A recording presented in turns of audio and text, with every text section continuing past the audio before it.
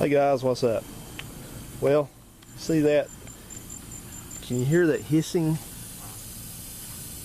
I know that sounds like water spraying out in there, but that's not actually water spraying out. What that is that's my money evaporating in the thin air from a water leak. Luckily, I don't have to pay for this repair that's going to have to be made for the second time here. Last year they had to put in a new water line across the yard, and right there, that's a cutoff right here, a shut-off valve right there, and that's in there. That's where the new pressure regulator is. And of course, the landlord has to fix that, so they're coming out again tomorrow to fix that. Some other guy is. I guess the last guy didn't impress him too much, and it sure doesn't impress me if it's leaking like that. Those things stay in the ground for 30 years without leaking. But anyway, the subject of this video was oil leaks. My buddy Brian, who's been restoring the Mustang on his channel, you'll see it in my subscriptions. I can't ever say his name the exact right way on his channel name. It's Archifxllc or something close to that. But he's been having problems getting an oil leak stopped, and let me just tell you, let's talk about oil leaks.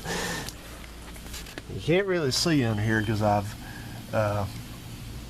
put down this dry stuff. You probably can see that. But I've got a transmission leak that starts about right there, and it goes all the way back here, and most of the way over on that side. So I had to put my oil absorb down to absorb that before the residents sick the landlord on me or something. But that's coming out of the transmission of this truck, and the reason why it does that, if you ever wonder why a transmission will spontaneously leak like that after like a week or two of being parked, it's because it takes time for the converter to drain the fluid out of the converter, and there's more than a couple quarts of fluid in that converter. So what happens is, with your transmission fluid level being normal and it being driven pretty regularly, it stays in the converter, and wherever your leak is, it doesn't ever get to that point. But I'm assuming that this one's probably got, if it's like all the turbo 350s that's leaked like this before, to all the turbo 350s that's leaked before, you've been a pain in the ass before. But all these have done that. It's usually one thing, and that is that dumb seal on the dipstick. I bet you that's where it's at on this one. But like I was telling him, I'm refusing to even think about that right now because I have other things I want to think about. So that's leak number one.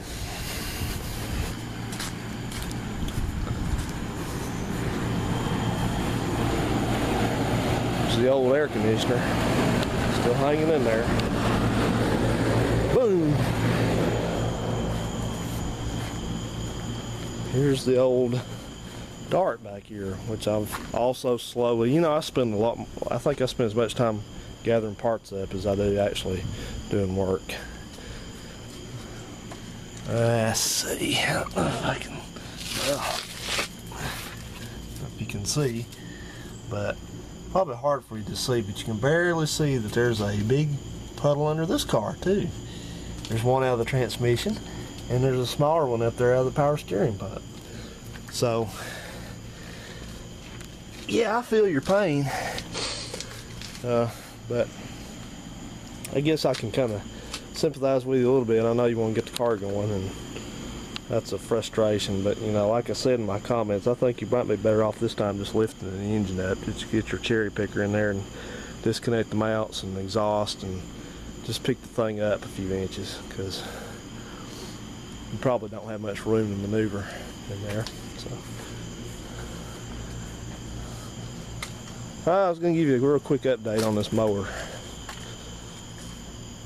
It's still kind of warm. I've been using it to mow the grass with it, but the update is that I think it's fixed. So I've been running it. The only problem is with the mower is that it doesn't have a governor on it, because the governor broke. I thought that I broke it. I didn't break it. It wasn't me. What happened was, this thing has got, let me just make this quick because you can't really see anyway. This thing's got one of those governors in here that's to another side of this lever on the side of the engine block here. Not only can you not find anybody that's ever actually showed you how to adjust it on this engine. This is a V60 vertical shaft engine. This thing has got one of these. Inside of here is a little thing with a gear on it inside the crankcase, and it's got these little flyweights on it. And it's just like in a governor in a transmission in a car. The faster that gear spins around, those flyweights come out, and they're supposed to move this lever.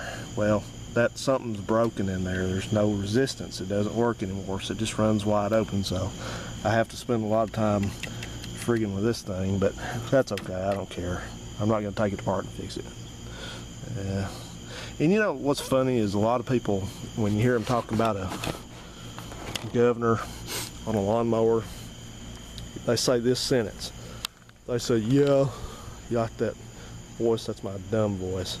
They say, yeah, what's going on with this? Is it too dark for this camera? They say, yeah, the governor on my lawnmower won't speed the engine up when it gets into tall grass. Okay, why is that? The governor is not an engine speed device. If you think about it, what's that word? Governor. It slows it down. See, the governor is a device to restrict the RPMs of the engine. So it's not automatically going to speed it up whenever you get it in the gap, in like tall grass. It lets the engine will try to always run wide open the way it's designed, and the governor simply restricts that. So it's called a governor. It does not speed the engine up. It restricts it from going wide open. That's all it does. It's not a big deal, but that's just how it works. So, anyway, guys, it's getting dark, and I just wanted to hopefully show Brian that he's not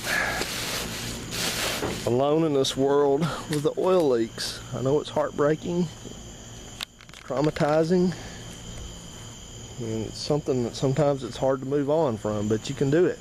So hang in there, man.